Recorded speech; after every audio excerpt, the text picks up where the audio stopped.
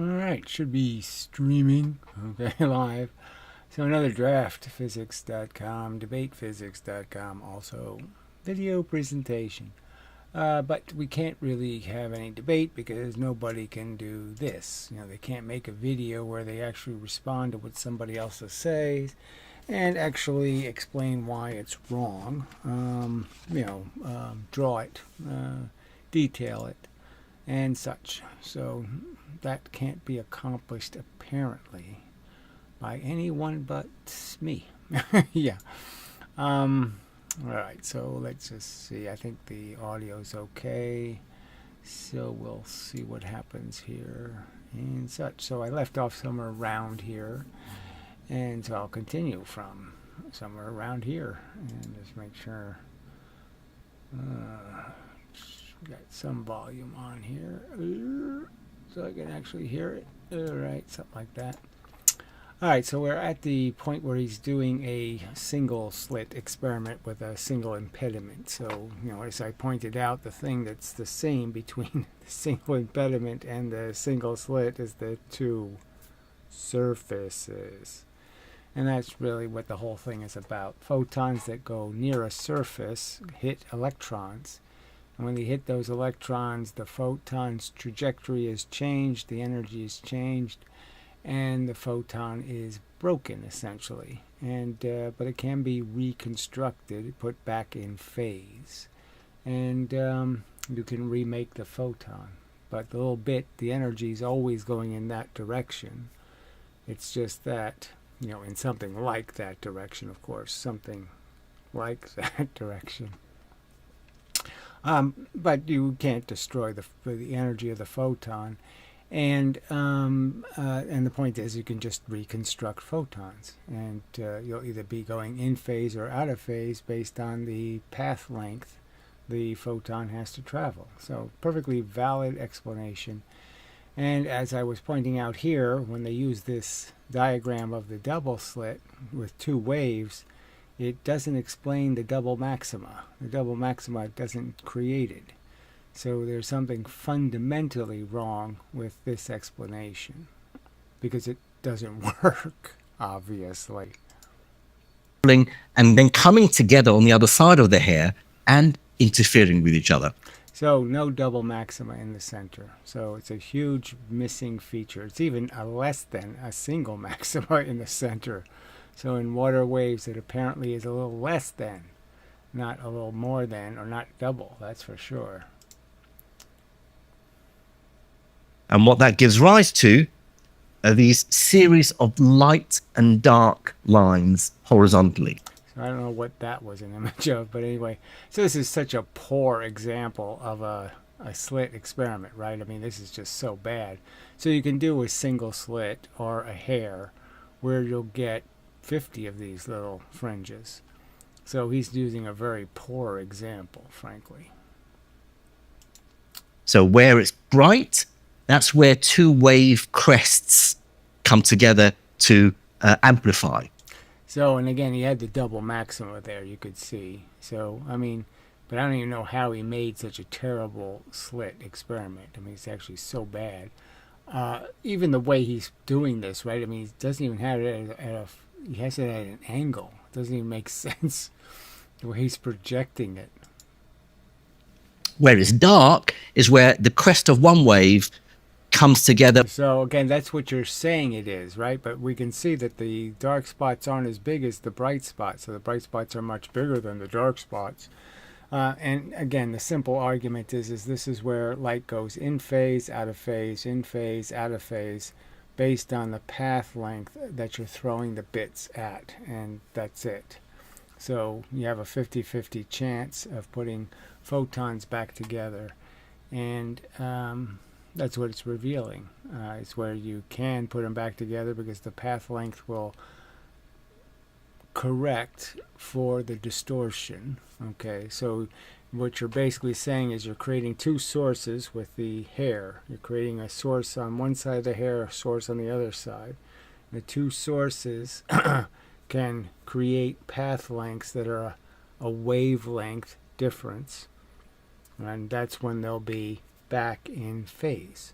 So the difference in the path length will be the same as the fact that there's the missing bit in the photon. So the photon was dot, dot, dot. It's missing the middle dot, let's say, because it's out of phase. Now you can get a dot from this side. You can pick up that missing dot, and now it's dot, dot, dot again. So you're just saying you're putting photons back together. With the trough of another, and they cancel each other out, so the amplitude goes to 0. So there's no amplitude goes to 0 thing, but whatever. The visible photons aren't hitting the dark spots. Those are still broken. That's the simple explanation. But there's still energy hitting those spots. Another beautiful example of light waves interfering is the stunning colors you see on soap bubbles. So this is thin films. So you're basically arguing about internal reflections in two pieces of material.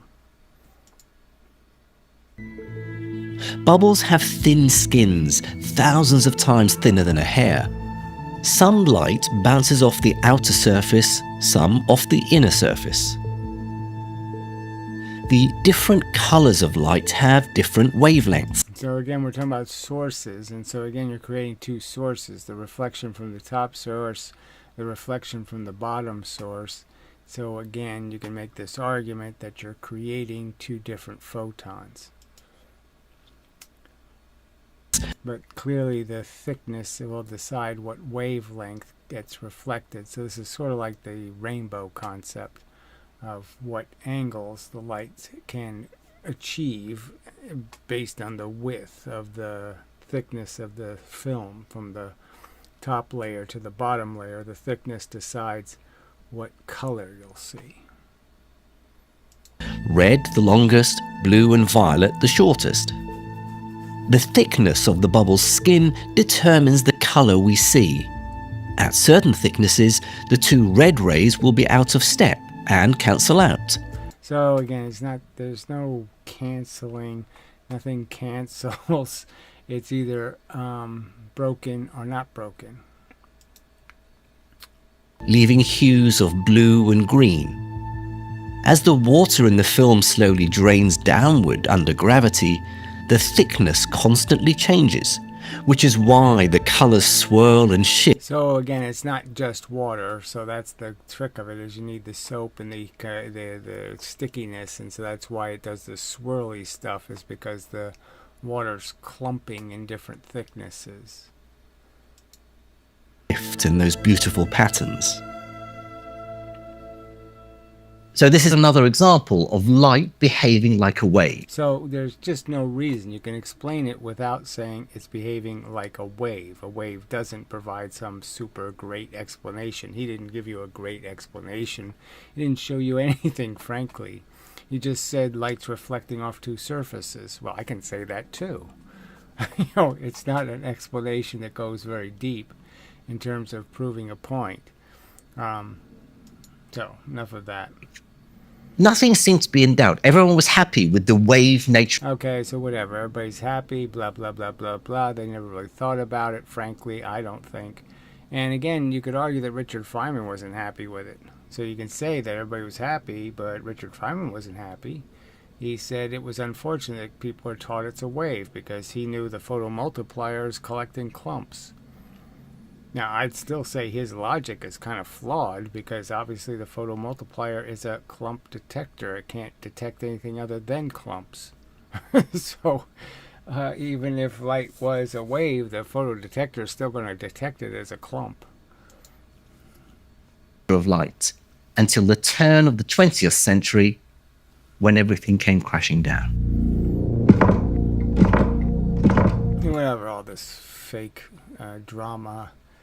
In the first decades of the 20th century, three foundational principles in classical physics were shaken to their core. All right, so they're saying this is classical physics, this wave theory crap, when clearly it's not Newton's theory. So they're basically saying that Newton isn't classical. So Descartes, Newton, and Galileo aren't classical. And I'd argue if you're going to call something classical physics, that's classical physics. So what this is, the new modern Maxwellian physics was the ether physics, okay, and the wave physics. The classic physics was, Newton. And Newton was a clumper, a corpuscle, as he put it. Light was corpuscles.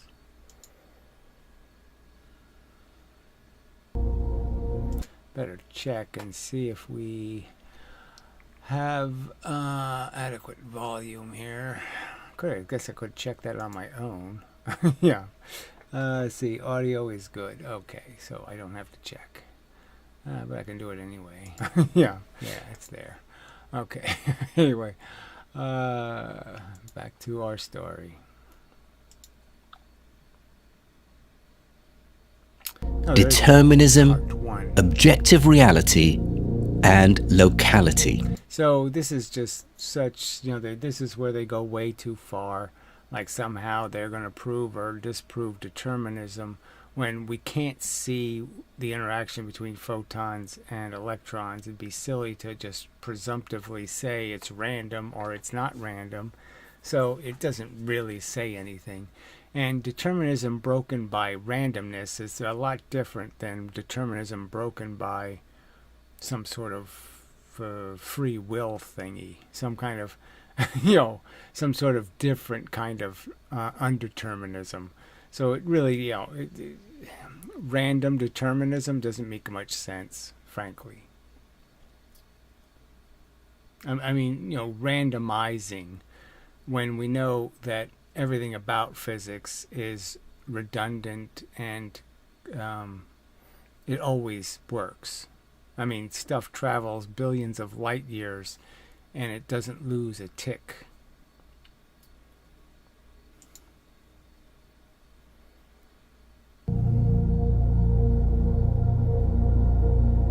The whole thing began with an innocent question. What's the relationship between temperature and color? Take the filament of a light bulb. Okay, so this is a key question. So I would argue that this is where they mess up. I didn't know this either, or it took years for me to figure all this out. But the truth is the universe is always at equilibrium. So if you remember this idea that the energy is eternal, you sort of figure out a little bit that, well, the fact that it's making visible photons doesn't mean much. Okay, it just means it's a different kind of photon that it's reflecting. It doesn't mean that anything's changed energy-wise in the universe because it's just a photon and you're just saying it's either three baseballs very close together or it's three baseballs very far apart. Once you realize that the frequency doesn't make more energy, right? I mean, I can't make the baseballs have more energy. They're going all the speed of light. The bits, the photons, the pieces of the photon. And you're just saying frequency is the only thing you're changing. So you're not really putting more energy in to make frequency. It's not technically more energy because it's just three baseballs. You're saying either the baseballs are 10 feet apart, low energy, or 10 inches apart, high energy. And it's not really high energy. It's still just three baseballs in, 10 seconds of time versus 10 minutes of time. It's just where they are in time. So you haven't changed anything. So that's all this is really saying is that you can change these photons. So the energy hitting the filament in the universe is the same energy. And now the filament is hitting it. Okay, and by hitting it, by pushing, the electrons are pushing faster. They're compressing what goes in. So an infrared photon goes in, a visible photon comes out because it got compressed. The frequency of the baseballs got compressed. I threw the baseballs 10 minutes apart. I'm getting them back 5 minutes apart. That kind of thing is happening. And that's why it's glowing. It's glowing because the filament is vibrating and the electrons are pushing. They're doing this very quick, going this way very quickly, then moving back, then hitting quickly, then moving back, then quickly back. That's why they're compressing the energy that comes in. The baseballs that come in 10 feet apart, they're coming out 2 feet apart. That kind of thing.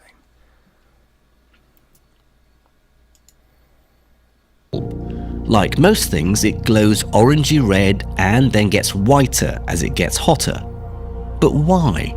So if there was no, the argument is if there was no external energy coming in, no broken photons, if you want to call them that, no energy coming in, there'd be no energy to come out. The electrons would just be doing this. But they're obviously, to move back, they have to be hitting into something. So something has to hit them to push them back. So that's the subtle proof that the energy is already in the universe. It's a pushiverse. The universe is full of little bits of energy, this photonic energy that is hitting everything all the time. And what decides what comes back at you, okay, is decided by what gets reflected, what it pushes back immediately. Some stuff goes in and stays in a while and then comes back out. Some stuff bounces right off the surface. So it's that kind of a simple argument. You can either bounce it off immediately, like a millisecond later, or 1,000th of a second later, or 100th of a second later, or a full second later, or maybe 10 seconds later.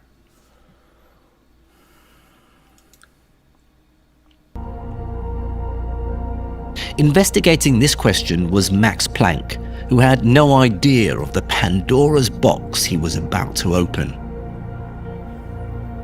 Planck and his colleagues built this. So not too many of these people liked where any of this went. So you could argue that Schrodinger wasn't at all happy with how he was. His interpretation was perverted, okay, and his arguments were perverted.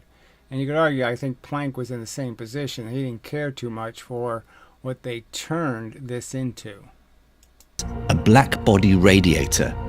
It's a special tube that enables precise measurements of the color or frequency of the light produced at different temperatures. 10 years ago, when filming for one of my BBC documentaries, I visited the National Metrology Institute in Berlin, where they were doing a modern, more accurate version of Planck's experiment. So we know this black body thing can't evade the gravitational force kind of idea. So we know there's this energy in the universe, this photonic energy with this pressure, that nothing stops. So again, if there was some way you could stop it, then you could turn the light off. There's no way to turn it off. So the simple argument is the objects that is burning, okay, and is creating visible photons, it isn't, the visible photons aren't being produced inside the object and being shot out of it. It's still just reflected energy. It's not energy coming from it doing something. There's it's not making photons. It's just reflecting them more aggressively. Which really shows how color changes with temperature. So the color really is just a reflection. It's the energy going in that's reflecting off of the hot object. And that's what's creating the visible photons. The substance itself is not creating the photons. It's not making them. The temperature inside here is 841 degrees centigrade. I can feel the heat coming off, and it's glowing with a lovely orangey red color. Not very bright, though. It seems like it should be a lot brighter. The temperature inside here is about 2000 degrees centigrade. And it's glowing with a much brighter, whiter colored light. Although the light is whiter, it's red-white. There's very little blue.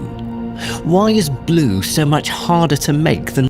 So this was sort of like you'd say, well, why didn't they already figure this out? I mean, the argument is you're making a higher and higher frequency. That is, the dots are closer to each other. You know, it's you'd say automatically to yourself that would be harder to make. You need a special kind of circumstance if I was to make it out of compressions. I'd have to really compress something to get it up to those higher frequencies. To turn infrared radiation into X-ray radiation, I need to really push on it very, very fast to be able to compress it enough to go from, 200, 200 nanometers to, I have to do these numbers backwards, 700 nanometers to 1 nanometer. Red. And further up the spectrum, beyond blue, the so-called ultraviolet is hardly produced at all. So all of those things have to be produced by doing something special to the regular. You could take regular ultraviolet radiation and you can turn it into X-rays by, putting it through some material. Some tungsten, different materials will reflect X-rays. So they're basically going to take the frequency you're adding and it'll create enough of a vibration in the material to boost the frequency, the necessary amount. But you're paying for that. So if it's just like there is an experiment they can do with a crystal where they put in a blue photon, an ultraviolet, and they get out to infrareds. When we look at things as hot as the sun, Even the sun at a temperature... So the sun and the earth are under the same conditions. So we're saying like the earth is 4,000 or 5,000 degrees centigrade. They say the sun's only like 7,000. But it is substantially bigger, substantially larger pressures. But the sun isn't made out of a bunch of aluminum and iron and stuff you can't see through. So we can't see the high pressure vibrations that are happening, the heat in the center of the earth, where we can see the photons from the sun because they don't have to go through a bunch of lead and a bunch of steel and a bunch of iron and a bunch of aluminum and a bunch of carbon and a bunch of other materials that are very opaque. The sun is essentially made out of transparent elements. That's why we can see all of the photons, but we can't see all the photons the earth makes because they're busy being consumed heating a bunch of heavy elements. Of 5,500 degrees centigrade produces most... So 5,500 isn't very high when they say the center of the earth is, around that. Mostly white visible light and makes remarkably little ultraviolet light given how hot it is. So given how hot it is the point. The point is why would you assume that it's just instantly going to get hotter and hotter and instantly create higher and higher frequencies? Why is this? Why is ultraviolet light so hard to make? This remarkable failure of common sense, so perplexing. Okay, so there's no failure of common sense in the sense that it's just a recognition that electrons can only move, so fast, and that's it. They can't be made to go faster than that because they have to be pushed by a force. All right, so they have to be supplied the energy to be able to do that. And so that's the limiting factor, is that you can't put enough pressure behind an electron to make it go fast enough. And if you do, the electron's going to be going so fast that it will leave the atom, let's say. And so you can't maintain any amount of that radiation. That's why you can make only a few of those photons, is because you're making them by breaking the atoms. So you could argue that the energy needed to create ionization does create ultraviolet radiation, just like ultraviolet radiation causes the atoms to degrade. The atom degrading also causes the creation of the ultraviolet energy. So you can't maintain it because you're breaking atoms to create it. Scientists of the late 19th century that they gave it a very dramatic name.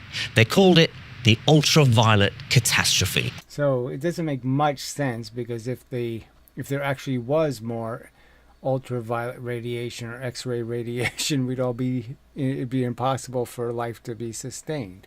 So, that's the trick of it. I mean, all that high energy radiation would make, evolution a physical improbability.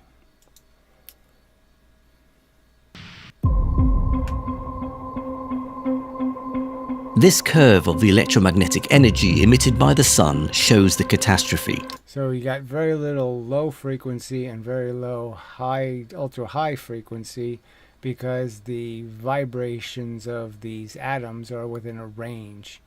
And again, what you're really doing is, there's the bulk of the energy is in the infrared range, and you're saying, when you make visible photons, all you're really doing is turning infrared photons into visible photons.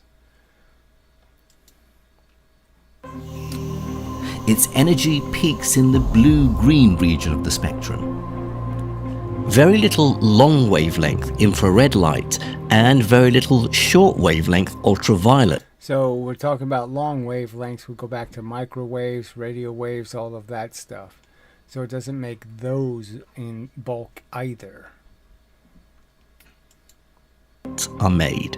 Wave theories could explain the lack of long wavelengths, but not that of the short ones. But then, in what Planck later called an act of desperation, he cobbled together an equation to fit this curve.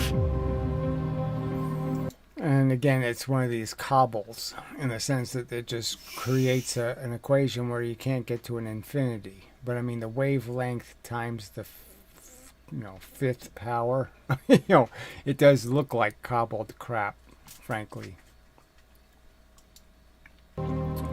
And although Planck didn't really grasp it at the time, it was the first sign that light doesn't always act like a continuous wave. So again, it never, in my experience, acts like a continuous wave. So again, they keep saying that there's something overt about light that says it's wavy, but there really isn't.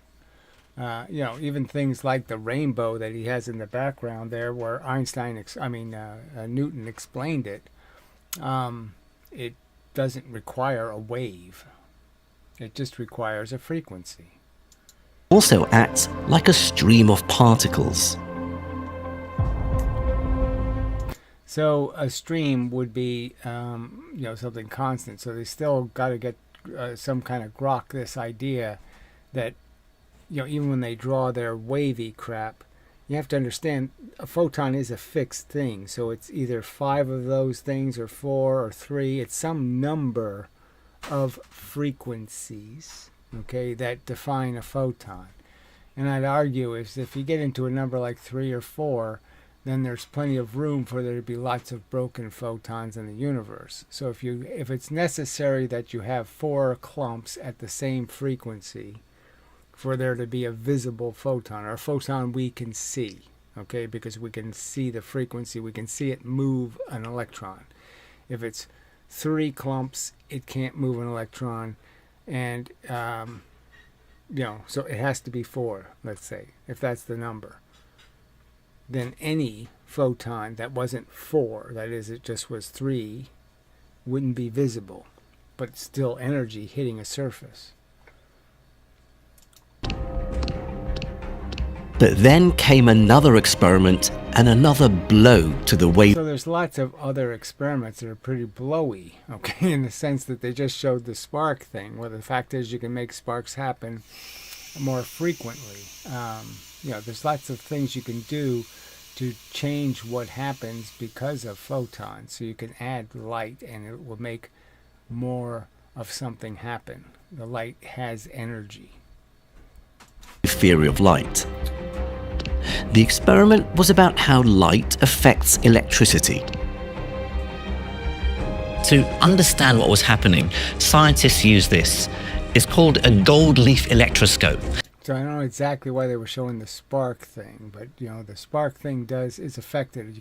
You can shine high intensity light on between an electrical gap, and you can increase the likelihood of a spark with those extra photons creating ionization. So they're going to ionize. They're going to create the pathway, the conduit for the path of the electricity. They're going to help create the necessary ions that the electricity needs to travel from one place to another. Now, first of all, I have to charge it up. What I'm doing is adding an excess of electrons that are pushing the two gold leaves apart. Now, first I take red light and shine it on the metal surface, and nothing happens. Even if I increase the brightness of the... So they have found that if you increase it enough, you will start creating some ionization. And that might just be because you have photons hitting the same location is more highly probable. And if the two photons go in, yeah, maybe one high energy photon will come out. The light, still the gold leaves aren't affected. High frequency. I shouldn't say high energy. It's always just a frequency. And a frequency doesn't mean higher energy. Now I'll try this special blue light, rich in ultraviolet. Immediately, the gold leaves collapse. And let's be really clear about what we're seeing here. So the amount of clarity is the real point, right? I mean, has this been tested enough ways? Have we picked at it enough ways to be sure about what exactly is happening? But yes, the simple explanation that the higher frequency light is ionizing the surface and extracting electrons by doing that. It's breaking the atoms. Even really weak UV light seems to be able to knock out electrons from the gold leaves, so they no longer repel each other. But no matter how strong a red light we use, nothing happens. So again, they have modified that statement. The fact is they use really intense red light. They can make something happen. Their efficacy seems to relate to the color, not intensity. So there's so many, this is just such a simple argument to make. Again, frequency. So, I mean, do I really have to draw it? But I mean, if you can just understand a tipping point argument is just so obvious. If you're tipping something over, how you hit it, the frequency at which you hit it will decide whether you knock it over, or just pushing a kid on a swing. You can't push the kid when he's pushing into you. You have to wait till the swing is going in the same direction. Then you can add energy. You can keep adding energy and keep adding energy when it's moving in the same direction. But you can't add energy when it's moving opposed. And the simple argument is even if I'm just tipping something over and I hit it and it moves a little bit, it's going 10 miles an hour, let's say. And then I hit it again with something going 30, and now it's going 40. Well, let's say it only saves 10 plus 10, and now it's going 20, and then I add another one to go 30. The only way I can add velocity is to hit it repeatedly before it stops moving, before the universe damps it or takes away its energy. So it's just such an obvious explanation. The tipping point argument explains this. Higher frequency is more likely to be maintained when it hits a surface. So if you thought of the photon, so I guess I'll draw this part. Seems appropriate. All right, get rid of this, and that should do that, which it did. All right, and then I can just move that, save that for later maybe. So that's all good stuff. All right. So the simple argument I'm making is that if you understood the surface as elastic, okay, now you're hitting it with photons. And so it's sort of like the energy, the first bit, right? So let's say the photon looks something like this traveling through space. And let's just use the 4-bit idea. So there has to be 4 of them. All right, and they travel in parallel because just like an antenna, you can understand the electricity goes up the antenna. So the first one takes off here, and then a moment later I hit a second atom, it pushes out another bit. A second later I hit another atom, it pushes out another bit, another bit.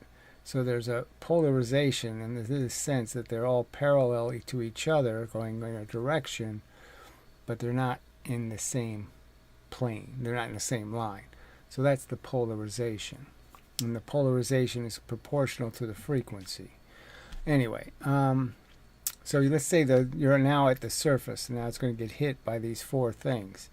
The argument would be as the first one hits an electron, pushes into an atom, the atom expands, okay, in the sense the other electrons push out, because now you're pushing in on an electron, it's going to push on the other electrons, push out. So now the other electrons now have a velocity, and they could be in this direction or this direction, who knows. They're in all these directions. So it's almost like hitting water, and you hit the water with a stone and you get the ripples. Well, the same kind of effect is happening. And then the next one hits, and because of the polarization, the plane, it's going to be in one direction. So it's going to hit behind this one, let's say. So it's going to hit behind this electron in terms of the pushing force. It's going to hit another electron behind this one that's already moving in this direction from the first impact. So let's say it is going whatever 10 miles an hour, and then you hit it again with something going 30, and then it's going to slow down again, and then the next one's going to hit, and then the next one. So all you're doing is saying I'm going to keep increasing its speed. So the first hit gives it 10, the second hit gives it 20, then 30, then if it has 40, then it can jump from one atom to the other. So that's when the electron has enough energy to jump from one atom to the other, meaning it pushes the other electron forward, and that's electricity. And then if I do it even more aggressively, that is, I use ultraviolet light, I'll hit it so hard that the electron flies right off the surface. All right. So I give it enough velocity to leave the surface. So that's the way you can understand the idea that it's a sequence of events. The first piece of the photon hits, then the second piece, then the third piece, and the fourth piece, and they all have to be in a line. And that's the polarization. And it can be in any direction depending on how the photons get to the surface. But all it really matters is hitting the surface with a bit of energy and causing more movement in the electrons. And the more the electrons are moving, the more they move. So any movement you add to the electrons, all the electrons feel it. So it's like you only need to hit one electron, it causes all the electrons to jiggle a little. So you can understand that if you hit one and then you hit a second one, now it's going to jiggle twice as much. And if you hit a third electron, it's going to jiggle 3 times as much.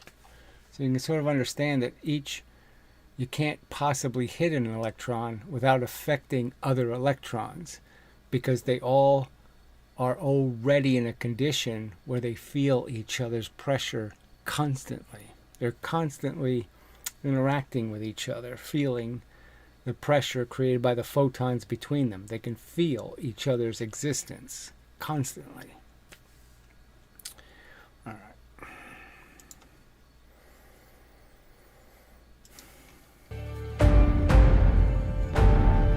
This was called the photoelectric effect. So this is kind of dangerous rhetoric, right? Because they should call it something. There's 2 effects. There's this ejecting electrons, and then there's creating an electric potential. So there's 2 things you can do. You can create an electric potential, and you can do that with infrared light, or you can eject electrons, which is the more energetic ionization energy. So you can hit it with ionization energy and create ions. And it's hard to call that electric, but you could call that the spark effect or something. But it's not the same. I mean, having electrons jump from atom to atom is different than having electrons jump from the surface of the material itself. Those are two different phenomena, and you can't just call them both the photoelectric effect. So this is part of where physics just kind of dropped that ball too. And there was nothing in the wave theory of light which could explain it. A new way of thinking was needed, and that came, of course, from Albert Einstein. It's too bad he didn't understand his own point, because frankly, his description in 1905 of a photon was so much better than his understanding 50 years later, when he conceded in 50 years he hadn't improved his one iota understanding. And he really didn't do, he kept thinking he kept buying this argument that somehow you had to accept this two-slit phenomenon as a wave phenomenon. That was his big mistake.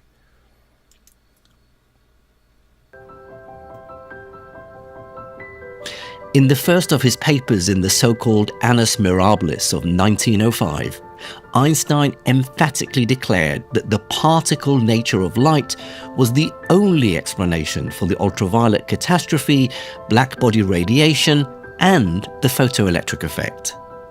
The energy in a light ray, he wrote, consists... So this is a great quote. I don't know why I can't find some of these things. It should be, that simple, but, I guess it's all how people translate languages. ...of a finite number of energy quanta. So right there you're saying, okay, so a photon isn't a thing. It isn't a big blob round thing called photon. All right, it consists of a finite number of energy quanta. This is a perfect argument. This is exactly what I'm arguing, is that it's made out of quanta, and the photon is a composite object. So it's too bad he didn't say those exact words, that it's some sort of composite object we call photon, but it's not a ton. It's not a single particle. It's an event. Localized in space, which move without being divided.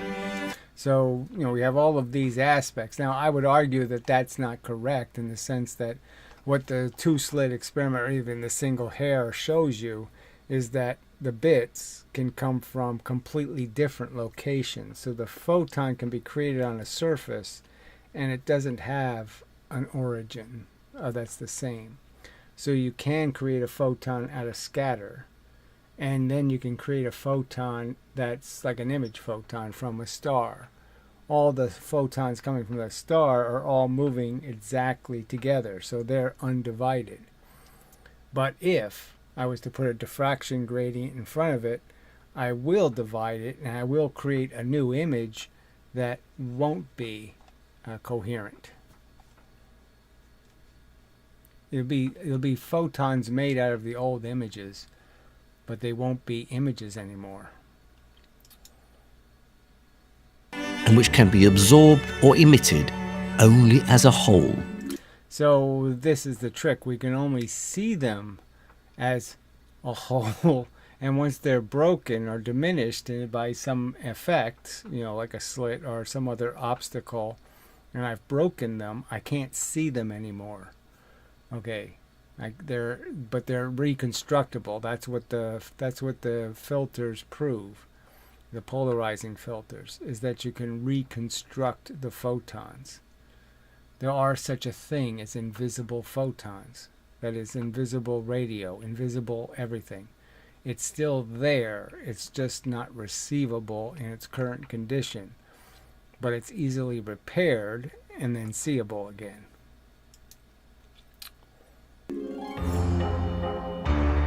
So how do light quanta, or photons as they came to be known, explain the photoelectric effect? Well, say you want to knock over... So this is his terrible analogy, frankly. So he's going to say ping pong ball versus golf ball. So he's using mass as a way of creating something with more energy to knock something down. We know that's not what the photon is. So ultraviolet photons are not more massive. We know they're not going faster. And again, all it is a frequency change. And so he's not getting to the point, which is the frequency is the only thing that's different. And why does the frequency matter? And there you're right back to, well, of course it matters, because it matters in any tipping point argument. If I'm going to knock something over and I throw a baseball and it only goes, 1/10 of the direction, or one third, and I need to hit it, before it goes all the way back up again to make something happen, right? So if I wait until it, wobbles and goes back straight again, then all I'll do is keep wobbling it. I'll never knock it over. But if I hit it while it's still moving, okay, then I can knock it over. I mean, that argument is the correct metaphor or analogy to the circumstance. That's what it's really talking about, is the fact that the higher frequency means you're more likely to end up with an electron moving faster in the end, because it won't be dampened out of its speed. We know they're all connected to each other, so the faster something happens, the less chance that everything else is now going to absorb the energy. If all the electrons are connected to each other, you can understand you hit one, then it's going to move all these others, that it's going to suck up all the energy doing that. And so the energy can't stay in the electron that you moved. It's got to be sucked out of it. And that's exactly what's happening. And so you can figure out that, well, if I want to do something, I have to be able to, if I move this electron quickly, then the other electrons won't know it happened. Before, the electron will already be moved to a new location before the other electrons could feel or know it got moved. And that's what you're really saying, is you're going to break the dampening effect of the universe. You're going to make the air drier. So there's just less contact. It's really a dampening argument. And you defeat the dampening effect by doing it quickly. So the more quickly something can take place, the less chance. Well, it's like rust. You could make it, a long-term argument, right? You could just say if you make something happen quickly, then it won't rust, because it's not exposed long enough to have rust happen. Over these cans. Then think of a red light photon as a light ping pong ball. Throwing many of them doesn't dislodge a single can. Think of a blue light photon as a heavy golf ball. That's right. So it just completely defeats the idea that we're talking about the only distinction between these things called photons, is frequency. That's all that's different. There's no evidence that one is heavier or that one carries more momentum.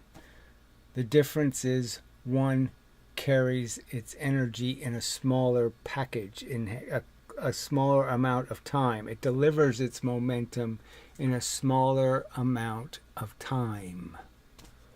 That's what high frequency means. More on-offs in a smaller amount of time. More baseballs in a smaller amount of time. Just a few will do the trick. Similarly, the lower frequency red light photons each carry little energy and can't dislodge electrons. So again, it's just the argument is that when you don't hit them quickly enough, the electrons are slowed down. The elasticity of their connection to each other absorbs their motion, and so they lose their momentum. And so if you can keep hitting them before they lose their momentum, you can add more energy. Higher frequency ultraviolet photons each carry more energy So they don't carry more energy. They just deliver the energy in a smaller time package. That's the absolute truth, right? So that's a very good sentence. They just deliver the energy in a smaller time package. Same energy, smaller time package. That's the actual right, correct physics explanation. And what they're saying is wrong. And knock them out with ease. The equation that Max Planck came up with to explain blackbody radiation, and which Einstein used a few years later to explain the photoelectric effect, is very simple. It's written like this: energy equals h times frequency. Right, and it really isn't true. So again, it's just not true. The frequency does not increase the energy. It just happens that you can break atoms. And you can break any system, okay, by making stuff happen too quickly for the system to deal with it. So I could heat a piece of glass quickly and break it, or I can hit a piece of glass even hotter, slowly, and then put even more heat into it, and it won't break. So clearly it's just the fact that you can apply energy at different rates means that the energy can cause different effects. But it's not more or less energy. H is Planck's constant. What it tells us is that the energy of light is proportional to its frequency. But it isn't. It describes light as being composed of particles, photons. Now, So again, light being composed of photons, what it should say is energy quanta. So photons are composed of energy quanta, and the quanta are at a frequency. And that's, you could argue that's what Einstein was saying. Didn't say it very well. Now, photons describe and explain the photoelectric effect and blackbody radiation. But how do they do when we try to explain the wave phenomena that I explained earlier? For example, with the polarizer. Now, remember, when the polarizer is parallel with the light beam, it lets all the... So whatever parallel with the light beam means, it lets all the light through, as he's arguing. light through. 90 degrees, it stops almost all the light. What if the polarizer was at 45 degrees? Now, half the light would get through and half will be stopped. Right, so that's just evidence that it's a broad spectrum that's being wiped out. So, you have 360 degrees, you have, 4 90-degree quadrants, so that's 2 180s. So there's two 180, there's 2 180 degrees worth of surface to deal with. So obviously, halfway is 90 degrees, so there's a whole big chunk that could... But if light is made of half your photons could be in that 90 degrees. Photons, how does this work? All the photons should be identical to each other. They all have the same phase because this is laser light, and they all have the same frequency, the same color. So what is it that's... So we know they don't exactly have the same. So it isn't exactly the same. It's really hard to make pure laser light that is all of one exact frequency. So even LIGO can't do that perfectly. But regardless, what's the point he's making? Yeah, so the argument simply is that the light is, it has a... It travels in a plane, okay, of parallel bits that are a little bit distant from each other. So then what's simply happening is that as it goes through the polarizer, one of the bits goes through the part that's 2 thicknesses. So the polarizer is basically just a thin film on the glass. So they put a film on the glass, and then they stripe that film. So that film can be 2 thicknesses of film or 1 thickness of film. And so that's what's being striped. So none of the photons are blocked. There's nothing opaque. There's no steel to hit. And but you can do it that way by just creating a bunch of slit experiments. You could actually use wires, but the wires aren't going to be They'll degrade how many photons will get through, but they won't be blocking photons by the effect of the wire that's just going to be causing the photons to miss pieces of the photon. So again, you're saying that you're taking a photon that's got 4 bits to it, and you're eliminating one of the bits or causing it to be out of phase. And then you're just arguing that if I create enough chaos, I can put that bit back in again from another location. So if I have other sources to produce bits, I can restore this bit, and then it's a photon again. It's a simple argument. Tells any particular photon whether it's allowed through the polarizer or not. All right, so he's still talking as if the polarizer is actually stopping light. And the simple truth is the fact that you can stick that third polarizer in between and get light back is proving that the first filter didn't block the light. It broke it. Then with the interference pattern experiment, presumably every photon has to go on one side of that hair or the other. Right, and now you're doing exactly that. You're creating 2 sources. And then all you're doing, I mean, that's their geometry. They already know that.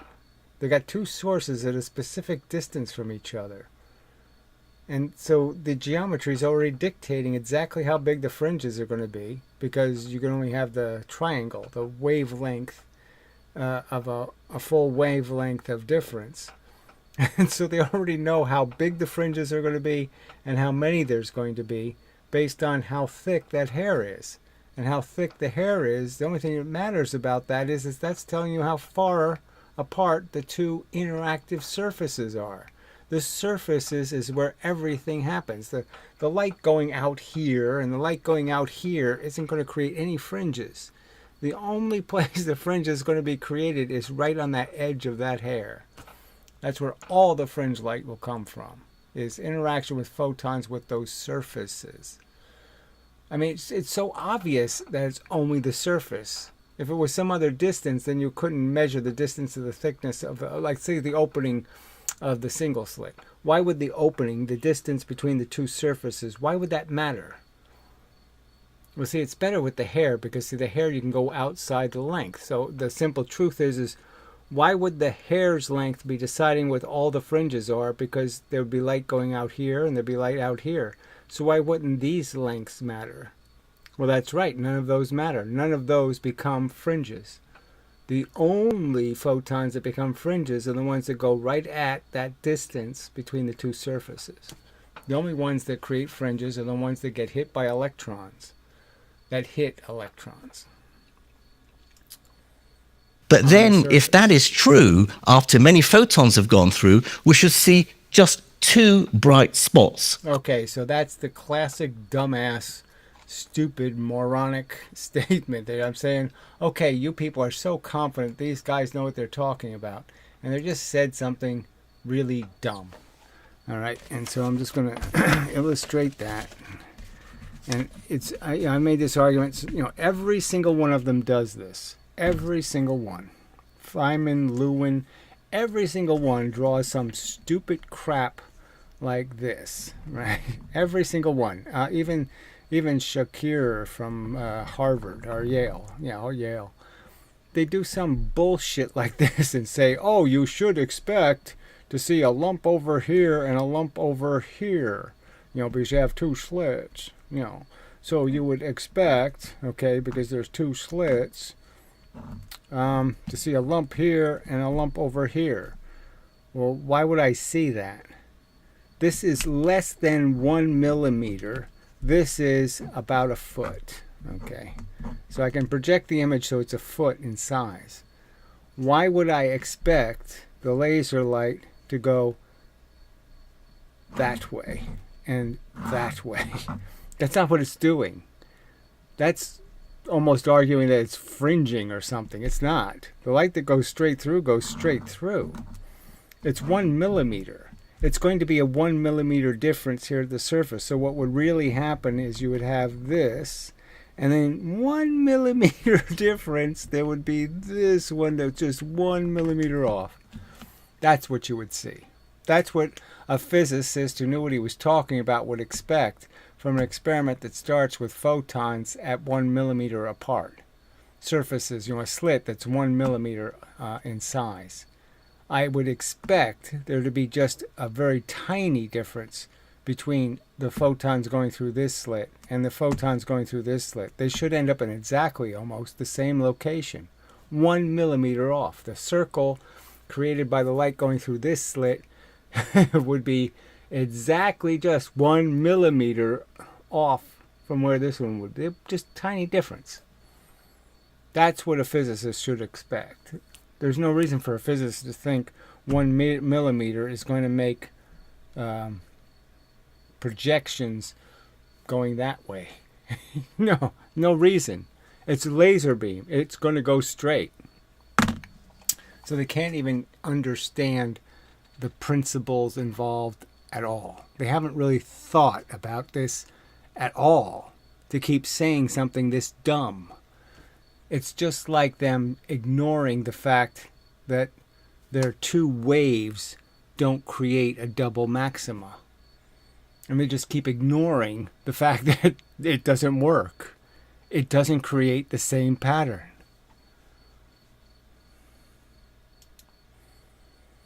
Corresponding to... Okay, I'll turn that back on. Guess I'll see if there's any commenting. I can do that, I think. Somewhere in here. Let's see. If I do that... yeah, no, that's here. There's a comment here. I'm back at work, so I have to leave. I look forward to listening to your stream in the morning. Photons and the nature of light is interesting and foundational. Until next time. Very good. Well, I'm sad that you have to go, you're back at work, but it's probably good that you're healthy enough after getting run over. Let's see, Gary TheGreat. I love that title. Yeah, I thought it was kind of funny. Anyway, continuing and such. Yeah, that's all we have is commenting. So, unfortunately, very low participation. One coherent viewer. So I mean, YouTube is just killing my content. It just, obviously, just no audience at all. To each side of the hair, and yet we see these multiple light and dark fringes. So this terrible image, frankly, of the double slit or the single slit. So this is a single slit, well, it's a single hair, and again, the single hair shouldn't be creating this thing in the middle, whatever the fuck that is. Yeah, I don't know exactly how he managed to create that bright spot in the center. But fringe light will do that, but I mean, that must be going through the hair. So maybe it's a very translucent hair. It seems that light as particles can explain some phenomena. I don't know why he has a red laser pointer and a green laser pointer. Interesting. But anyway, never mind. But we need to think of light as waves to explain other phenomena. No, you don't. So again, this is just it's so stupid. I mean, it's one way or the other, and it's so much smarter to say I can understand how particles can look like a wave because water does it. I mean, the ocean wave, you can understand the mechanics of it. There are individual atoms, and you can trace their motion. So, I mean, I don't know why we would think of anything and say, well, why it's so obvious what's happening. I mean, the atoms get pushed forward. There's too much pressure forward, so they have to go down. Well, they can't go down because the ground is down there, and that's not going to be expansive. So they have to go up because that's the only place they can find that's low pressure. So they get pushed into more pressure. The only place that's lower pressure is up, so they go up. But then when they go up to a certain height, then gravity starts pushing them back down again. They're under high pressure again, and they go down seeking low pressure. And it just keeps happening over and over again. The water goes up, and then the water comes down, and then the water gets in high pressure, and it goes back up again, and then it just keeps doing the same thing over and over. this schizophrenic. So, I mean, particles can wave, but a wave can't particle. There's no rational way to say a wave particles. Nature of light, this wave-particle duality, is one of the first big mysteries of quantum mechanics. No, it's a big fat quandary, and it's a paradox, and it's a mess, and it's a impediment to logic and reasoning. So it needs to be fixed in the sense that you need to think about it hard enough to see if you can figure out what you can, by process of elimination, say is unlikely. And again, waves particling, no, doesn't make any sense. Particles waving makes sense. But they have to be particles that are stuck to each other. And obviously photons aren't stuck to each other. So why would I think they're waving? Within a few years of Planck and Einstein's work, it was discovered that it's not just light that behaves like this. So this is the big lie. Okay, so there's no double slit with electrons. So if you just think a little bit about it, I mean, I shouldn't even have to make this argument that there's no way to do a comparable experiment with electrons. So whatever experiment you're going to do, it's not going to be a double slit experiment, because any, frankly, idiot can figure this part out, right? I mean, I shouldn't have to explain this to a physicist. You know, I mean, it's really this. It really is. They're this dishonest. I don't know what you call it, right? I mean, they got to know better. I mean, they can't be really this dumb. You know, if I create a slit, and I know whatever I make it out of, it's made out of atoms, and I know the atoms are covered in electrons. That is, electrons are always on the outside. How could I do a slit experiment with an electron?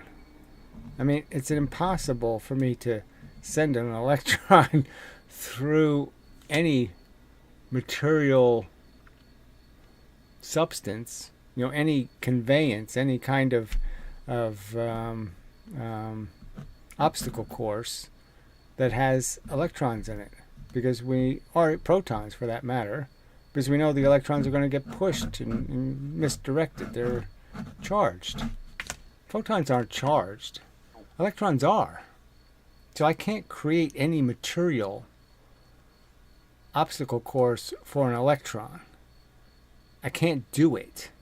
It's not possible. So it's clearly not the same experiment.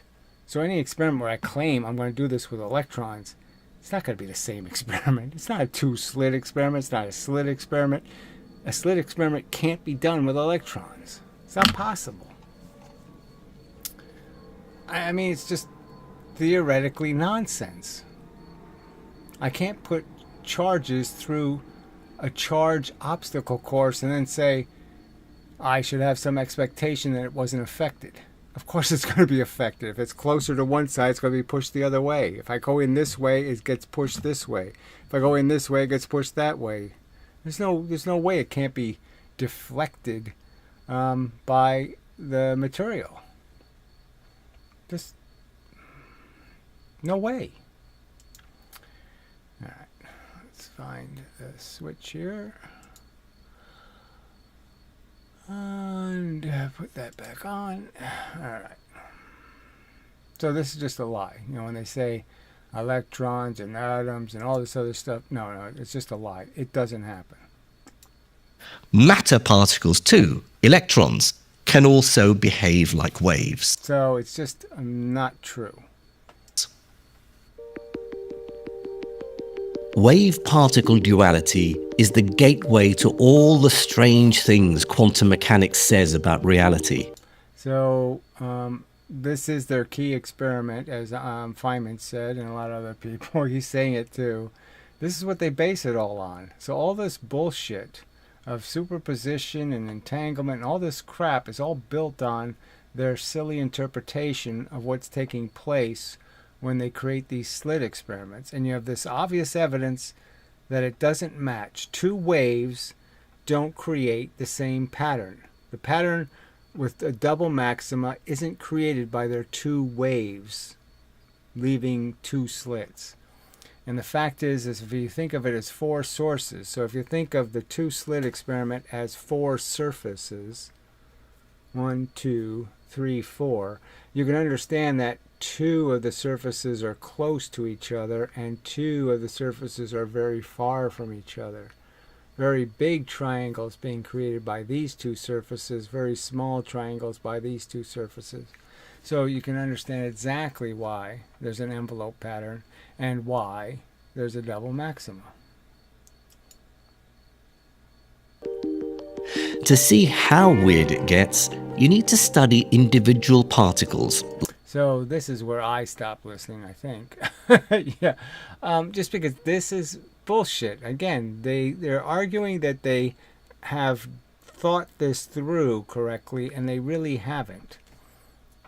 It's just a really bad thought crime they're committing here. Like photons. But you need sophisticated equipment to do that.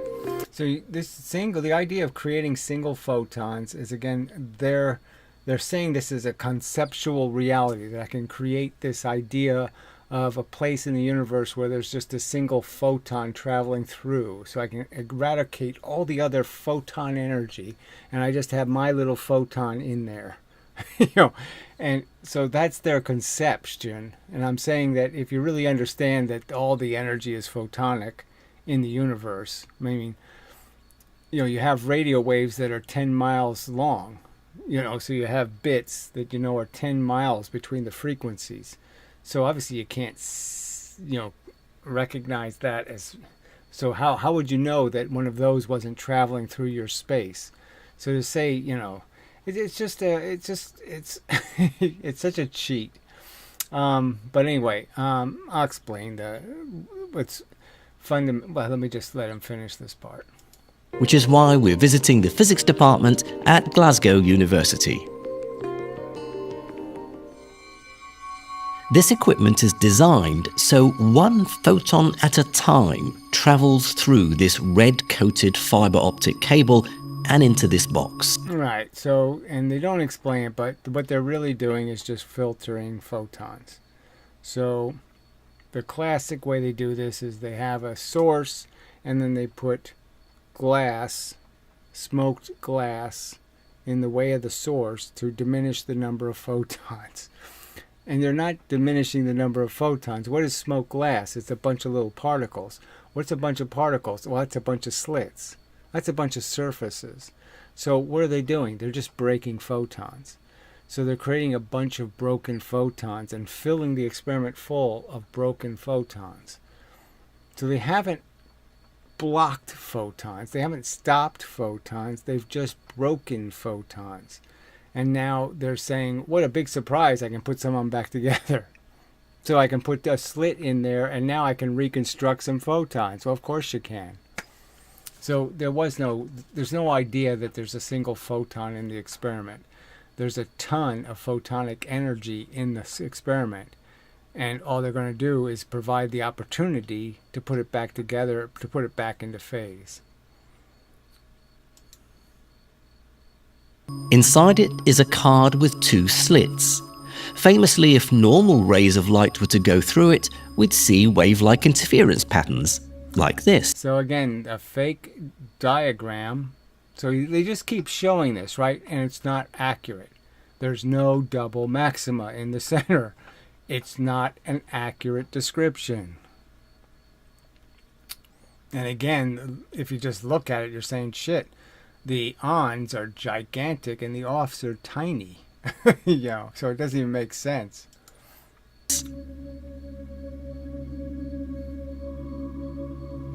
But this camera will show what individual photons will do. Okay, so the idea that they're going to collect the photons one at a time is true. But what they're being created by, is the fact that they're reconstructing the broken photons they're putting into the experiment. So there's not one photon. The four surfaces are still in play. They're still getting hit by the energy, and they're going to make new photons on the surface. So there isn't any single photon, and the experiment essentially still requires 4 sources.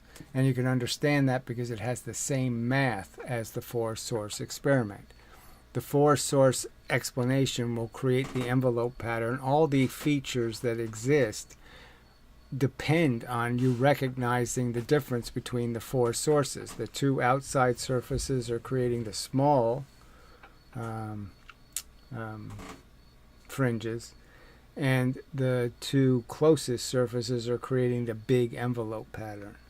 So the fact is that the entire pattern you're going to receive is going to be exactly the same 4-source pattern. And you couldn't make a 4-source pattern with a photon, one single photon. Not going to happen. Common sense suggests that the photons will either go through one slit or another, building up 2 bright... Okay, so again, that's what they say a photon is. So a photon is a blob. Blobs have to go through, and they're going to do this weird path thing. So they can't even, they can't give this any, they know their source is a laser beam, so they should at least draw the source as wide as the slits, because they know that's how they're hitting it. So they wouldn't need all this deflection crap. I mean, so they're not being fair to the actual dimensions of the experiment at all. And the simple truth is that what's happening is it's each surface is having photons hit it at the same time, and they're all being, the bits of photonic energy is being scattered from each surface. So each surface is spewing a bunch of pieces of a photon, and the simple truth is there's a 50-50 chance at any one of these locations that you're in phase or out of phase. Patches on the screen. But what do we actually see? And initially you would see something which looks kind of random, but over time, we will start seeing these dark and bright patches on the camera sensor. And those are basically the interference pattern we expect to see with waves. But here we see that with single photons. The photons appear to arrive at random. Here's one, and then It didn't seem like much of a camera, frankly. another, and another, but wait long enough, and distinctive interference fringes, the signature of waves, appear. So again, the signature of waves, blah, blah, blah, blah, blah. Why are there only 4 bars here? Why don't they show us more? I mean, the envelope pattern is there. They're just not letting us see it. But here's the first baffling thing about this. Every photon is identical and is subject to identical initial conditions and forces. But no... So identical conditions and forces is just a silly thing to say, because each photon is traveling a different trajectory and it's interacting with a different pile of space. So it's just silly to say they're all in the same space. They're not in the same space, and they're not in the same place at the same time. So it's just silly to say it's all the same. No two behave identically. This is completely different in classical physics.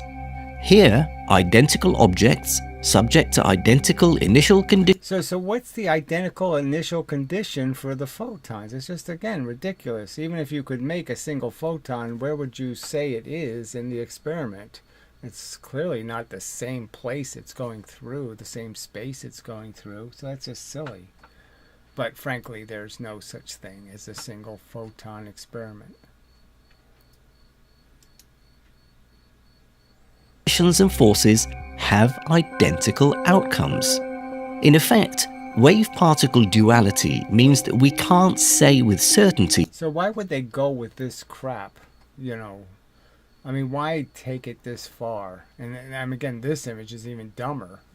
I shoot something, it hits this, and then it plops out of the 2 openings in some magical way.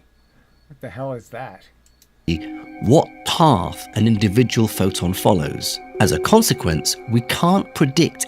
So we know that's not how it's working, all right? The photons are being shot all across this whole area. It's getting hit, bombarded with photons. All of this surface is getting hit, bombarded. And the simple argument is all the fringes are going to come from photons that went right by a surface. All of that. is the only photons that are being deflected are the ones by the surface. It's that simple, that logical, that obvious. The closer these two surfaces are, the more fringe you're going to get, and the less light in the center. So the center gets less bright, and the fringes get more bright. Accurately what it will do. And this uncertainty represents the first of the 3 blows to the foundations of classical physics. The first sacred idea that quantum mechanics seem to be forcing us to abandon is called determinism. So there's really nothing. So he didn't show you any reason to doubt that their mechanical system is somehow undetermined. That somehow the laws and the rules are not strict, and that somehow you could have exactly the same initial conditions and somehow produce a different outcome. It's absolutely no evidence of that. So why even do this? Why challenge determinism with this pitiful evidence? This is pitiful evidence of undeterminism. In no way have you shown me an image of a photon hitting an electron and doing something called random. Yeah, you didn't show me any of that. We live in a Newtonian clockwork universe. So there's no point in saying it, right? Because you don't believe in anything Newton said, okay, or Descartes. So again, the Newtonian, again, he's talking as if there's somewhere they've accepted that universe and they haven't accepted any part of it. I mean, it was in the early 1700s, they abandoned Newton when they accepted Leibnizian kinetic energy bullshit, and it's all been downhill from there. Or so we believed, that effect follows cause, that we should be able to predict the future if we had enough information about. And it's just a duh statement that, yeah, we would be able to. It's an incredibly tiny real universe. The real universe is tiny. The real universe where the real empty space is and the real mechanical laws are applied is the universe of electrons and protons. It's an insanely tiny universe, okay? Compared to where we are, it's so frickin' small and so amazingly dense. So we're talking about bazillions and trillions of electrons and protons in my finger. I mean, my finger is more complicated than the visible universe we can see. You know, it's an insane amount of stuff. Elements, pieces, interacting. Obviously, I can't predict anything, you know, in any real sense, because there's way too many parts. Present. Think of the flip of a coin. Sure, we can't predict if it's going to land heads or tails, but if we knew precisely how much force we... Well, that's the trick, right? We can do this. We can slow motion film it, and we could actually kind of calculate almost every bit of its momentum and recognize exactly what's going to happen when it hits the surface. Applied to it, things like air pressure and so on, we'd be able to work out exactly how many times it spins before it lands, and so predict whether it's going to land heads or tails. But in the two-slit experiment, we have no way of predicting with certainty where an individual photon will end up. So this is the big lie. You've never even tried. So the fact is that you can aim some, photons, but you're not going to get the pattern because I know, the pattern is a composite pattern. These photons are not being created from the same source. One source is not creating that spot on the screen. Two sources are doing it. Pieces from one side, one slit, one surface, and pieces from another surface are combining to create those photons. So you couldn't create an image, you couldn't cast an image because the data has been mixed up. There's no image data left. And that would be a way of testing this too that they haven't tried. So there's all kinds of tests they could do. They could be, do a little more research, and they don't do anything, frankly. Again, take an infrared image of this and see if you can see any heat hitting these dark spots. Are the dark spots really cold?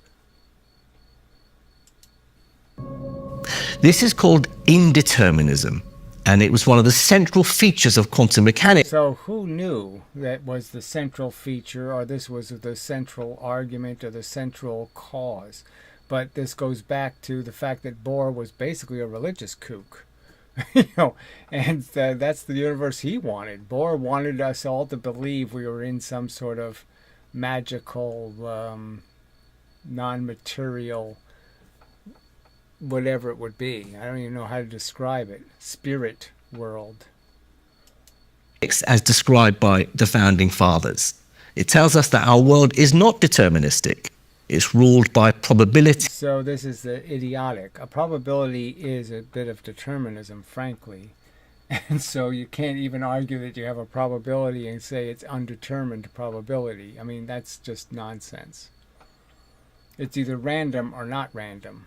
If it's random, then it can't be probabilistic. And chance. But it gets worse. And yes, there's another hammer blow coming.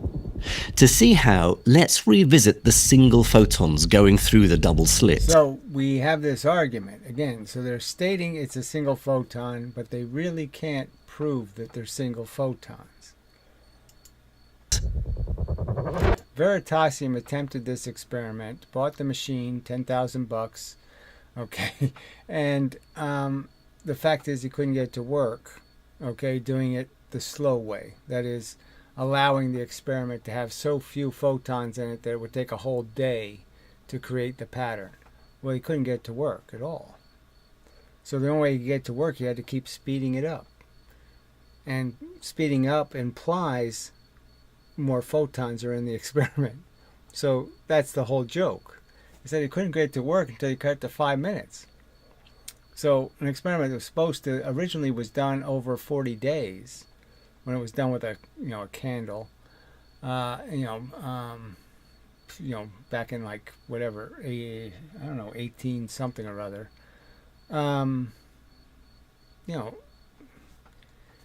So this is but the point is that it's just wrong to think you're creating a single photon in an experiment because you put filters that are essentially slit experiments in the way of the light. Because what those experiments do is they break photons. They don't destroy them. They just break them. Now, this is what was really baffling to the early quantum pioneers. Certainly it baffled Einstein. Each photon is arriving separately through the two slits, hitting the... So it's not going through the two slits in the sense that there's a photon going through the left slit and a photon going through the right slit, you could argue. And then further, you could say it's the surface on the right or the surface on the left of the two slits. So there's 4 surfaces. And those surfaces are the thing that's throwing these bits. And so that photon over there could be made out of energy from all 4, or it could be made from energy from just 2. Screen at a particular spot. It's unpredictable where a photon's going to land. It's indeterministic. And yet, after many, many photons pass through the slits and land on the screen, they build up a deterministic interference pattern. So, and the pattern really won't have any dark lines in it. So that's the other thing. It's kind of an illusion. There's some notion that there's places that no photons will land. That doesn't happen. It's as though each photon by itself is somehow contributing to the overall wave-like behavior. Whatever that means, the wave-like behavior. It's an on-off pattern being created by photons being pushed left and right. So quantum behavior isn't completely random. There's enough of a pattern to suggest that though you can't predict with certainty what will happen, perhaps there's a mathematical formula for calculating the probability of what will happen. This was the mindset of many of the founders of quantum mechanics, though they focused on electrons rather than photons. And again, you can't do any of these comparable experiments with electrons. It's got to be some other kind of an experiment, and it's not going to be a two-slit. So again, when they talk about electrons, they're talking usually about shooting electrons at a crystal. And you're talking about hitting different layers in the crystal. That is not a double-slit experiment. It's worth getting a handle on this approach because they succeeded, but at a cost. On the one hand, it worked, but on the other, as we'll see, it shattered our notions of reality. So I don't even know what. See, you don't even know what he's talking about here. I mean, what part is he defending, and why don't he just out the people, and just say simply, well, Einstein was the realist, and everybody else was a wooist. So let's begin by looking for clues in well-understood classical physics.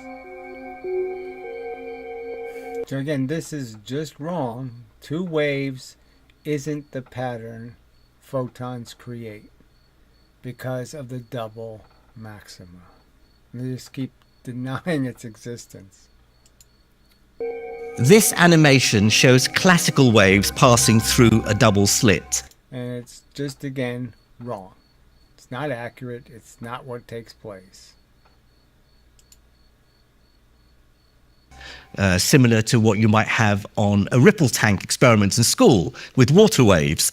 If these are light waves, you can see them coming through the two slits, overlapping, interfering with each other, giving... It's not the right pattern. So again, the double slit creates a huge double maxima in the middle, not being created by your two waves. Peaks and troughs on the screen. Where the waves are highest, where the amplitude is highest, that's where the light is most intense. What's striking is how this compares with the earlier experiment with individual... So we know we can change the intensity by just changing the experiment. So you can do the single needle or the hair and block the center light, or you can have the slit open. And you'll get two different patterns, but they'll have the same proportions. They'll just have different intensities because you've blocked all the central light. Photons passing through. Because where the light is most intense, that is actually where most of the photons will concentrate. So the point is that most of the photons go through the experiment unmolested with open slits. So if you have very open slits, most of the photons just go straight through, and you get a very bright spot on the screen because those are all the photons just went straight through. So 93% of the light will be right there in the middle. And it's only going to be 7% of the total photons that'll be fringe light. So yes, that's the truth. It's a tiny percentage of the photons. The bigger I make the slits, the smaller the percentage of photons that go near the surface. And the narrower the slits, the higher the percentage of photons that'll be near the surface. On the screen, even though they're arriving as individual particles. So that said nothing again. And he just again emphasized a point that isn't accurate. It's not the same pattern. So they keep saying it's the same as pattern as water waves. It's not the same pattern. So could a classical wave equation be modified to calculate quantum probabilities? It was certainly a useful analogy, a good starting point. The end result of years of work by brilliant minds was this: the wave function. Right, so this silly idea that you create some notion of this forky thing, which means all knowledge, and it just doesn't mean anything. So this equation isn't solvable because the It's just an equation about equations, okay? But it's all assuming you have done enough statistical data to be able to know, what your probabilities are going to be. And so, yeah, if you give me enough information, I can calculate that. But I mean, even just from basic knowledge of probability, you can calculate, the odds of a roulette wheel. It's a mathematical solution of the famous Schrödinger equation that was first used to describe atomic electrons. It shared many mathematical features with classical waves, hence its name, the wave function, and many differences. The key one for us is that the amplitude of a classical wave carries one piece of information: its size. The bigger the amplitude, the more intense the wave. The quantum wave function, however, carries two pieces of information. Think of it as drawn by an arrow, which has both a length and direction. The length of the arrow is called the modulus of the wave function, and it's this value, the modulus, that turns the abstract maths of wave functions into a way of... So this is the Feynman shortcut, where you're just really saying this is a Pythagorean thing. So the square of all of your angles will end up being give you an answer that's the square. So you're just saying I could draw a triangle and then draw squares on each side of the triangle and say the areas are proportional. Well, yeah, that's Pythagorean. And so they're doing the same thing here. And but it's just another way of saying that, like, say if you're going through a piece of glass, there's a certain number of atoms you're going to keep going through. So if I keep changing the thickness of the glass, what am I really doing? I'm changing how many atoms are going to be between the top surface and the bottom surface. And it always has to be whole atoms. I can't polish it a half atom. So it's always a whole atom. And what I'm really going to do is just end up changing the phase of any light that goes through there. That distance will be dependent on that. So I'll go from having a 4% reflection to an 8% reflection to a 16% reflection, and then back to a 0, and then back to a 4, and then back to an 8, and then back to a 16. And so that cycle will repeat. Calculating probabilities. Because all you're doing is changing the distance. Here's where Max Born comes in, one of the unsung heroes of quantum mechanics. Oh, it's horrible. He came up with this really clever hack. We now call it the Born rule. What he said was that the probability of finding a photon or any quantum particle... So none of this, again, this drawing is not photons. It's not what they produce as a pattern. There's no evidence of him acknowledging the existence of the envelope pattern here, which is a classic two-slit feature. So it's not the pattern. The pattern isn't even right. The pattern, I've drawn it so many times. I mean, do I really have to? I mean, to just totally ignore it. And you people, again, you're going to argue that somehow this is really great physics that these people are doing when they've totally annihilated the substance of the subject. They've just destroyed it. So, I mean, it's, quite obviously this is a classic, all right, double slit pattern. Now I could have 3, or I can have 5, or I can have 7, or I can have 9, okay, any odd number of nodes in the center, all right, and then the rest of the fringes will be one short of that, okay, the fringes will be, okay, and that's the envelope pattern. And so, so that's the big giveaway is that, they're just cheating you by not recognizing that what this really is that these are two fringes that have overlapped, okay, and in overlapping, okay, there's only 3 because they've overlapped, and that's the explanation for the double maximum in the center and the rest of these fringes. And so then because you're really creating two different patterns, you're creating a pattern going this way, okay, where you get a wavelength of difference, and then the other pattern is over here this way, and the two patterns are separated by this, half millimeter of distance, and that's why the two overlap. It's because it's two separate patterns with a separate zero. But anyway, so the point is this is what the pattern always looks like, and so why this deception? So if I had 5 here, then I'd have 3 here, and 3 here. This is what it really looks like. There's these dead offs here, okay, and the envelope pattern's a real thing. Is there any evidence of that in his image? No. Is he acknowledging the real pattern at all? No. So they just annihilated a key feature. So not only is the double maxima missing from his diagram, he's annihilated the envelope pattern. Key feature of the 4-source 2-slit experiment. It's always there. 2-slit experiment's going to create it as long as the slits are open. Okay, so as long as they're reasonably open, okay, bigger than a wavelength, you're going to get the envelope pattern. It's only when you make the slits narrower than a wavelength that you can destroy the double slit pattern and end up with a single slit pattern. But if you have open slits, you're going to get the envelope. So where's that in his image? Where is the real pattern shown here? There's no double maxima and there's no envelope.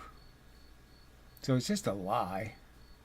I mean, what else can you call it? I mean, they're showing it to you as if this is what it produces. That's not what photons do. Say in a particular position in space, is given by the square of the modulus of the wave function. And that gave the right answer for the probabilities. So there's no right answer involved. What the hell is this? Perhaps the most triumphant example of quantum wave functions is the way they perfectly predict the shape of electron. Oh, so this is the silly part, right? They've manufactured these things to be consistent with. Okay, so that's all this crap is. So again, this idea that electrons don't know where they are is ridiculous. The electrons are in static positions. They are not orbiting anywhere. They're not doing any of this crap. Okay, and they're certainly not jiggling this much. Okay, so it's just idiotic to think they are. When two atoms are stuck to each other and they're sharing an electron, they're literally sharing it. And that electron has to stay in a pretty stable position for these two atoms to stay stable. But, it's just a silly diagram, frankly. Clouds buzzing around atomic nuclei. But, and I can't stress this enough, this business of getting real probabilities from the wave function is simply a recipe, a mathematical. So again, you keep saying it. What has it cooked? So show me you cooking something with it. Show me this recipe actually doing something. So they're never going to show this actually doing anything. Right? There's no evidence of it doing something. So nothing that isn't already known how it works or how the probabilities come out will they put anything into these equations. So it doesn't answer any question we don't already have an answer for. So let it show me it answering a question we don't have the answer already for. Mathematical technique which takes information about a quantum system and spits out probabilities. Bullshit. It doesn't provide a physical picture of what's going on. And that's the biggest problem with wave functions. There's just so much to the subject. But again, Feynman was arguing about all kinds of things about how reflections work, okay, in one of his lectures. And, the thickness, using thicknesses of glass and how you could change the amount of light reflected off the surface by changing the thickness of the glass, as I brought up before. And that's where all this probability stuff comes in. But that's, again, the logic can be understood that the only thing you can change is how many atoms, okay, are in the thickness of the glass. And so it has something to do with the number of atoms. And they have to be whole atoms. You can't scrape a half an atom off the surface. You can only scrape whole atoms off a surface. However sophisticated your equipment, you never see them. For instance, this camera only registers single blips of dots. It can't record the wave function itself.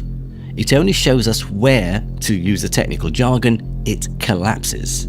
This puts the... So nothing is collapsing again. It's just such nonsense that some wave function collapsed and that's what the photon is. So screw that shit. We know that the photons coming from distant galaxies and hitting our eyes.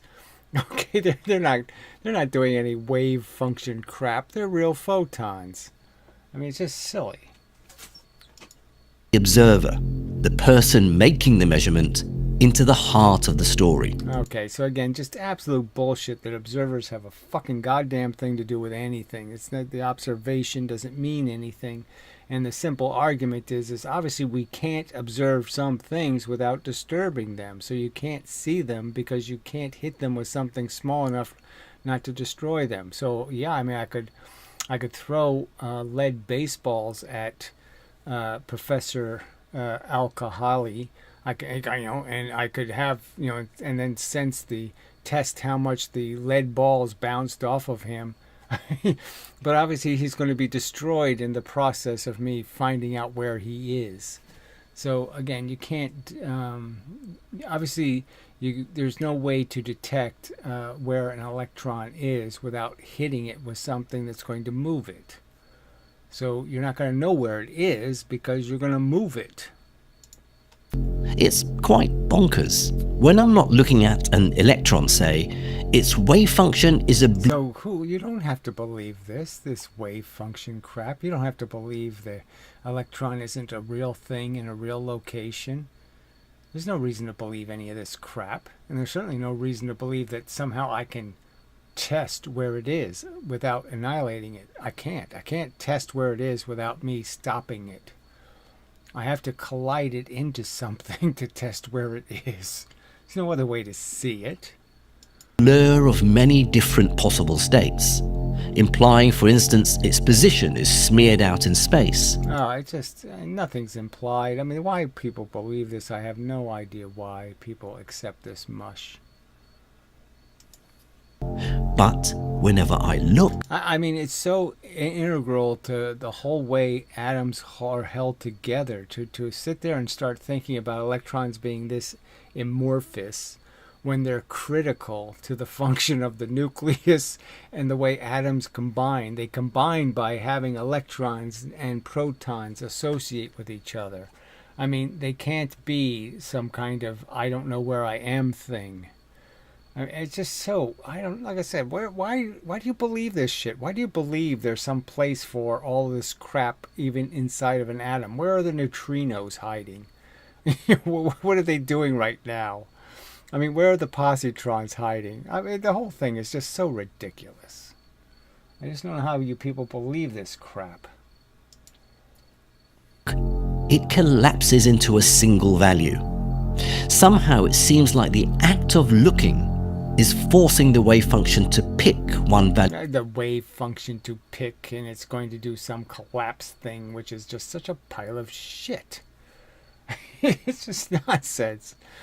Oh, I don't know. Like I say, I just didn't think people were this crazy. Scientists.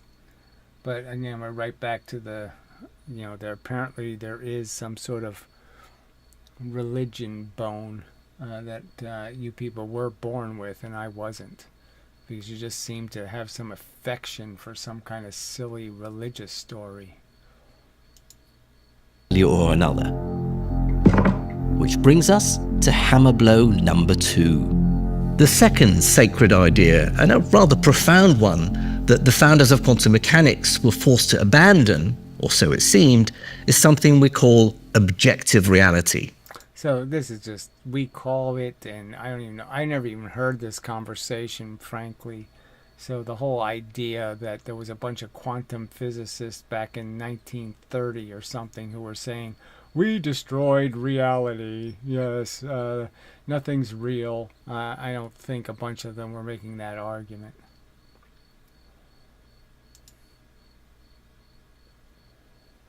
The idea that reality itself doesn't exist until we measure it, until we look. There are several... So again, it's just too silly. I mean, it's laughably nonsense. To have any notion that the only thing keeping things in reality is that somewhere somebody's looking at it. Just too silly. Quotes here. So example, there's a quote from Niels Bohr who says, well, we know Niels Bohr was an idiot, so I know it. There is no quantum world. There's only an abstract quantum mechanical description. It's wrong to think that the task of physics is to find out how nature is. Okay, so this is the joke, right? And this is why there was a conflict between Einstein and Bohr, because shit, yes, it is the job of physics is to describe exactly how the fucking thing works. I mean, god damn it, that's what physics is supposed to be doing, is accurately describing the function. Physics concerns what we can say about nature. So again, more baby talk. What you can say with what? Authority, or what you can make up? I mean, it's just, that's just ridiculous. But I mean, again, Bohr is the guy who said that somehow, this wooey notion that God does play dice with the universe, that somehow this idea that there is some sort of real random thing happening somewhere, that it's even a conceivable argument that you can even imagine a random, whatever the fuck that would be. And then Werner Heisenberg says, but the atoms or the elementary particles are not real. They form a world of potentialities or possibilities rather than one of things or facts. Crap. I'm going to go out on a limb, well, maybe not so much of a limb these days, and say I profoundly disagree with Bohr and Heisenberg here. In fact, I'm not alone. In recent years, certainly my generation of quantum physicists and those younger than me... So again, I don't think that Bohr and Heisenberg were the majority of physicists, okay, that went that far. So that is the extreme position. And I don't think there was too many real physicists who wasted any time thinking reality was some kind of illusion. I think I have stepped outside of the shadow of the greats, the Bohrs and the Heisenbergs. And we're now arguing that... why are they great, exactly? Actually, there is an objective reality out there when we're not looking. This approach... Yeah, so again, just imagine the ego and the godness of it, to have any kind of conversation that somehow 300 million years ago, when there weren't any humans, that somehow the universe needed to be looked at by something.